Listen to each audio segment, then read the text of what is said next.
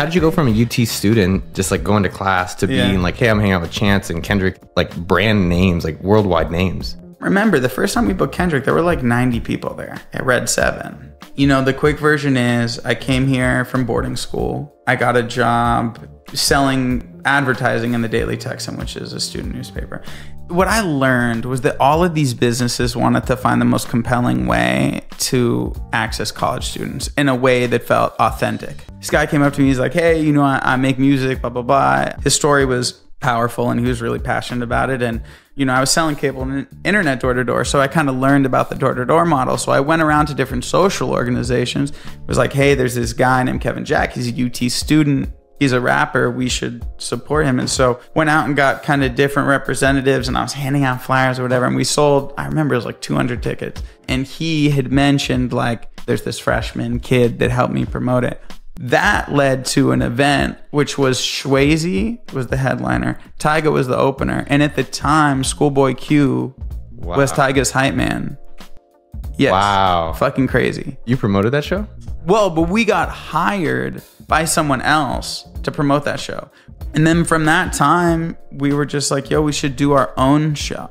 How do the economics of both businesses look for the people that don't know about what a manager does versus a promoter? Yeah, not easy. Management works off commission. So management just works off of revenue, whether it be gross revenue or net revenue. Every deal is different, right? Commission ranges from, 10% to 25%, depending on who you are, but it's just a simple commission. Promoter business is different. Promoter business is based in risk. And again, it's just revenues against expenses. You hope you sell the tickets and that the revenue from the tickets and or ancillary revenue.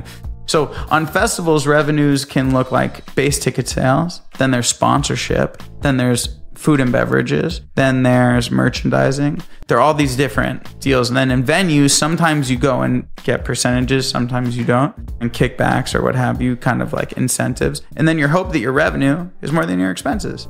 If your expenses are more, you lose money. If revenue's more, you make money. We're teaching economics here. Dude, it's the simplest game in the world.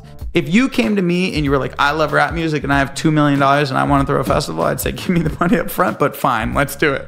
You know what I mean? Like anybody can do it. The problem is, and what you're seeing with Fire Festival and some of these other things is like, people really get into that state of anybody can do it. And you don't need a license to throw an event, which is scary. Everything you say sounds so not interesting about being a promoter. You're like, you got all these expenses. It might not work out.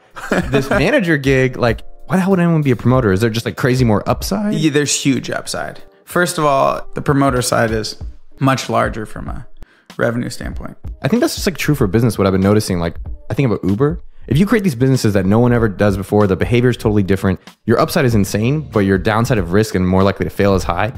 I generally like manager businesses where I'm not going to probably go crazy and we're going to be $1 billion company, but it's more likely to work. And that's how a lot of the companies I've done, like AppSumo.com. Groupon was already working. I was like, all right, well, maybe that for digital. That's a higher chance of it working. And then Sumo.com, it was like, all right, there's SaaS businesses selling tools of some sort. Why don't we just sell marketing tools? That's what we love to do. And so I kind of already had some sense that it wasn't going to go crazy big, but it also, the chance of success was way higher.